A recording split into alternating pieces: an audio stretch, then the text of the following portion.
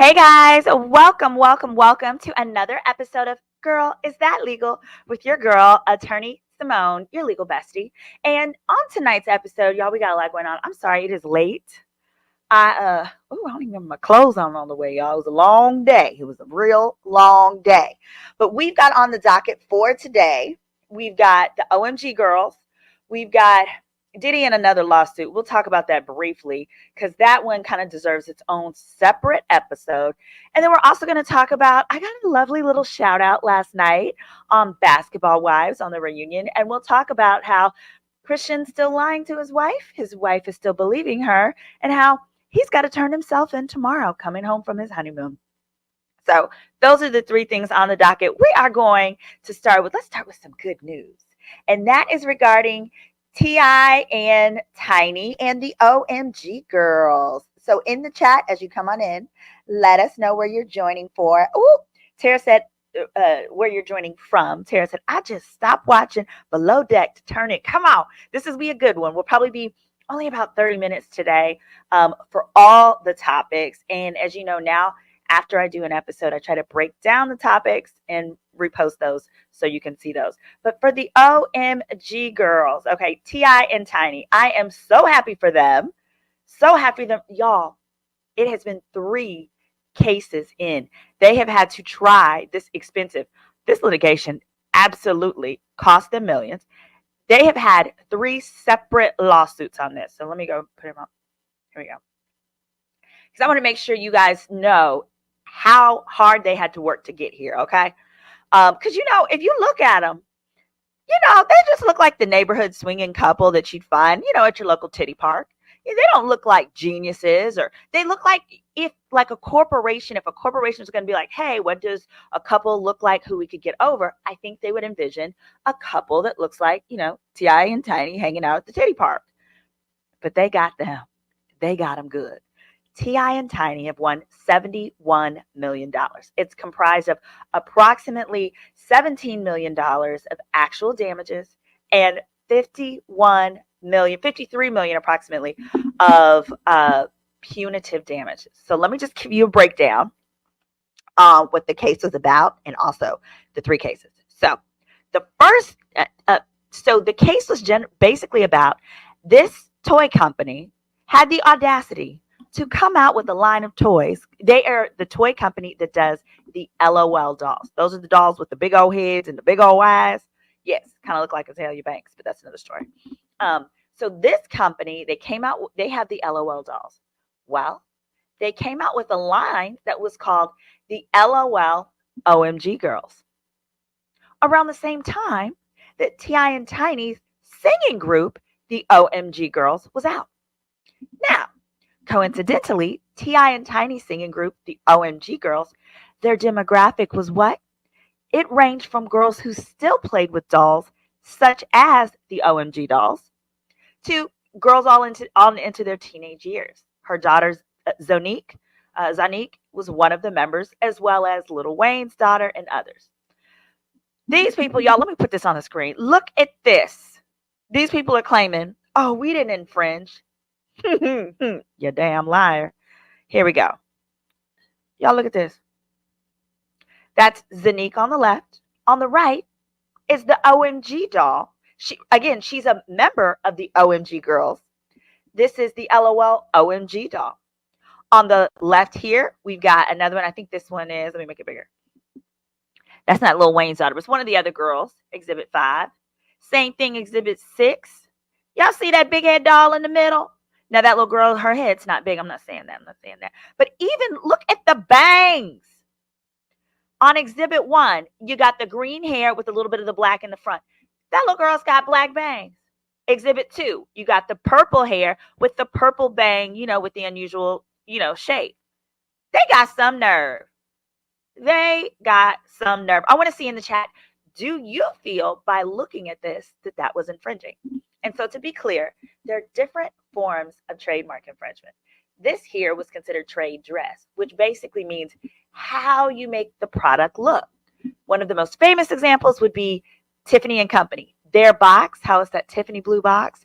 That's considered their trade dress. So if you went out and sold jewelry and you used a turquoise blue box with that same font, and instead of it saying Tiffany and Company, you put your company's name, baby, you be in trouble. You be in trouble just like these little crooks here. Okay. And so here's the other big kicker I'm super excited about. Now, my ADD, I didn't take my medicine. I didn't take my medicine in a minute. Make sure in the chat that I answer the question. Many people have DM'd me and said, hey, do you think Ti and Tiny will actually get paid? And I want to make sure I speak to that before we conclude this segment. I want you guys to really make sure you understand the saga they had to go through to even get here. Now, hold on, let me make this a little bit bigger. Okay. The saga they had to go through, which was Ann Nick at Night did a great job of, I love her, y'all, love her channel, of going through, and she actually attended the lawsuits. Well, so the first go round, they lost that one. Well, it was a mistrial, so it was not a loss. There's two different kind of mistrials generally. There's the mistrial where you have a hung jury, and then there's a mistrial where someone is accused of doing something they weren't supposed to. Well, here, there was a mistrial based on the fact that the jury was not supposed to hear that this toy company committed what we consider cultural appropriation. And we know cultural appropriation is basically when you take Black people's stuff and you, who are not a Black person, are now profiting off of it and not compensating us, right? So the court prior to trial had realized that those accusations, had ruled that those accusations could not come before a jury. In other words, a jury's not allowed to hear that basically these people did this to the OMG girls because they're racist. Because the judge found that that would be so prejudicial, it would not give the toy company a fair chance. Baby, then what I tell you at the beginning, these two, T.I. and Tiny, they don't look like somebody who'd fight back in a court of law in a multi-million-dollar lawsuit. Let's just call a spade, okay? They look like a couple that enjoys a titty park, and they do. And they do, okay? Now, because that information on, basically the information on the cultural appropriation was presented in front of the jury, toy company moved for a mistrial, judge granted it.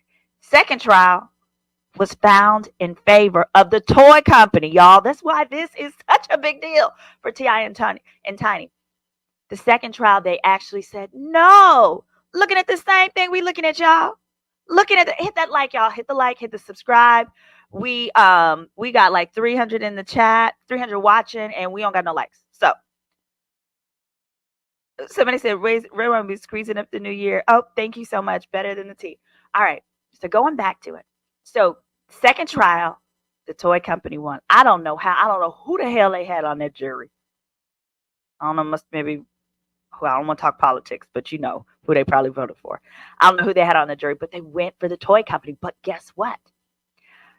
T.I. and Tiny appealed that ruling. During the course of that appeal, there just happened to be a change of law. This never happens. There was literally a change of law. There was a change of law back in June. And in June, this new law by the United States Supreme Court, basically there was a case that went up. There was a company that made a doggy chew toy that was made to look like a Jack Daniels bottle.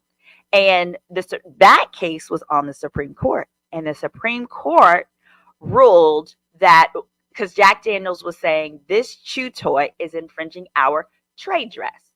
Again, trade dress is basically that design of your packaging.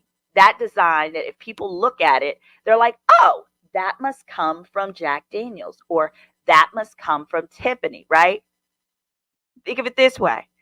If your man gives you a box from Tiffany and you open it up and it's a Walmart ring in there, you going to be all right. You're going to be like, no, you took their trade dress and you gave me this raggedy bubblegum ring or whatever it is. So with the Jack Daniels case, Jack Daniels, the Supreme Court found in favor of Jack Daniels that basically redefined trade dress and how it can be infringed. Therefore, that enabled T.I. and Tiny to get this new trial. And with this new trial, they have won. So I hope that helps break it on down. Now, here's the best tea. I always tell people, when you call and get a consultation with me, oh, yeah, By the way, for that consultation, if you'd like one, they start at only $149 an hour. Sorry, $149 for 30 minutes. You can go to SimoneRedwine.com. And on my page, you can actually get my ebook as well, which is Background Checks 101, a beginner's guide to discovering who the heck you're actually dealing with, where I teach you how to run background checks. And then you can come up here and you can click book or hire attorney Simone to schedule a consultation with me, as I mentioned. So going back to this. All right. So, oops, I didn't even share the page properly, huh? This was the page here, book or hire Simone at SimoneRedwine.com. I'd love to help. I have so much fun doing that. All right. Going back to it though. Now, here's the thing. Here's what we really care about. Are they going to get some money or not? Because it's great to win, but when you get to collect, that's what really matters. And Tiny had actually said she was in tears when the judge asked the jury who believes that this trade dress was infringed, and every one of them raised their hand. That's huge, because last time every one of them basically said no. Now, mind you, civil juries are different. Many people don't realize with civil juries in the majority of states, it just has to be a majority. So like in Texas, it's got to be, if it's 12 on the jury, it's like 10 of the 12 have to vote in your favor. Many don't realize that. But here, all 12 said yes, the trade dress was infringed. And because the total amount that was won, it was about $17,000. That is for the actual damages. And then the rest of the money, which was like $51 million, is punitive. This company cannot file bankruptcy to avoid paying them their money. Punitive damages mean you knew good and well what you was doing was wrong. And that's the case here. When I explain punitive damages to my law students, I put it to you like this. This is what punitive damages are. When you was running through your granny's house and she told you 50 million times, you and your cousin, don't be running through this house, you're going to break something, right? But you was running through the house anyway and you broke something. And then your granny gets the switch. And it was you and your cousins, all of them. Your granny gets the switch. She lines y'all all up. And she said, you come over here. And she switches you in front of your cousins. That's punitive damages. Punitive damages are when you get a punishment that is so severe in front of other people to deter them from doing the same thing. Because of that, you cannot get rid of punitive damages in bankruptcy. That's also why Tasha K was unable to get rid of her judgment against Cardi B in bankruptcy, because she too was found to have intentionally done the defamation, and therefore the jury awarded her punitive